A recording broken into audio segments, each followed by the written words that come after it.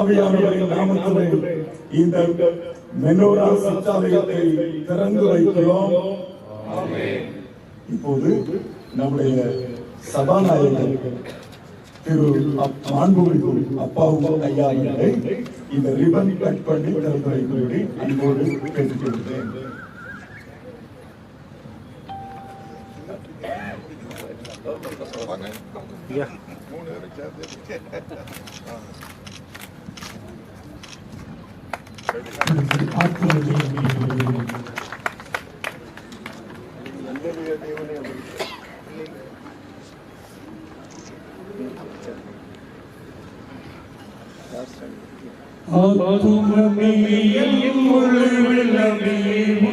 ஆண்டவர்